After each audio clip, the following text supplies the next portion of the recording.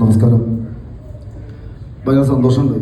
കാരണം ഇതിന് മുന്നേ എനിക്ക് അർജുന അവാർഡൊക്കെ കേരളത്തിൽ നിന്ന് ഒറ്റ ഫുട്ബോൾ പ്ലെയറിന് കിട്ടിയിട്ടുള്ളൂ. അത് കിട്ടിയിട്ടുണ്ടായിരുന്നു.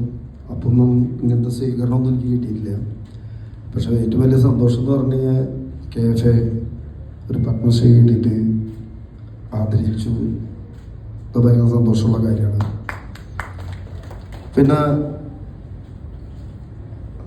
പ്രസിഡൻ്റെ ഏറ്റവും നല്ലൊരു കൊല്ലാണെന്ന് ഈ വർഷം. കാരണം ഒരു സന്തോഷ ട്രോഫി ഫൈനലെത്താന്ന് പറഞ്ഞാൽ ചെറിയ കാര്യമൊന്നുമല്ല. അത് പുറത്തു പോയിട്ട് വലിയൊരു കാര്യം തന്നെയാണ്.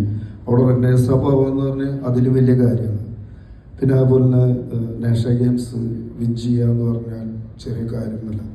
അപ്പോൾ നേരത്തെ ഇവരൊക്കെ പറഞ്ഞ പോലെ തന്നെ സന്തോഷ് ട്രോഫി ടീമിനെ ഒഴിവാക്കിയിട്ട് യങ്സേഡിന് ചാൻസ് കൊടുത്തിട്ട് കുറേ യങ്സേഡ് പ്ലെയേഴ്സ് നമുക്ക് കൊണ്ടുവരാൻ പറ്റി. അത് പ്രസിഡന്റ് ഏറ്റവും വലിയൊരു കഴിവാണ്. അത് വന്ന് വിൻ ചെയ്യാന്ന് പറഞ്ഞാൽ ചെറിയ കാര്യമൊന്നുമല്ല. അത് വലിയൊരു കാര്യം തന്നെയാണ്. അത് രണ്ടും. അതുപോലെ ബീച്ച് ഫുട്ബോൾ എന്ന് പറഞ്ഞിട്ടുണ്ടെങ്കിൽ നമ്മൾ വിചാരിക്കും നമ്മുടെ അവിടെ ബീച്ച് ഫുട്ബോൾ ഉണ്ടാവുന്നത്. പക്ഷെ ബീച്ച് ഫുട്ബോളുമായിട്ട് വിൻ ചെയ്യുക അതേ നമ്മൾ ഗോവയിലും ഇവിടെയൊക്കെ നമ്മൾ കണ്ടിട്ടുള്ളൂ. അവരൊക്കെ ബീറ്റ് ചെയ്ത് ബീച്ച് ഫുട്ബോള് നമ്മൾ വിൻ ചെയ്യുക എന്ന് പറഞ്ഞാൽ അവർക്കും എല്ലാവർക്കും കണ്ടിട്ടുണ്ട്. എന്നോട് ആദരിച്ച KFയോട് പ്രത്യേകിച്ച് പ്രസിഡന്റിനോട് ഭയങ്കര നന്ദി പറയുന്നു. സത്യമായിട്ടും ആദ്യമായിട്ടാണ് KFA എന്ന് പറഞ്ഞ ഒരു കേരള ഫുട്ബോൾ അസോസിയേഷൻ ആദ്യമായിട്ടാണ് ഇങ്ങനത്തെ ഒരു സ്വീകരണം ഈ പത്മശ്രീക്ക് തന്നത്. അതിന് തന്നെ big salute. Thank you very much.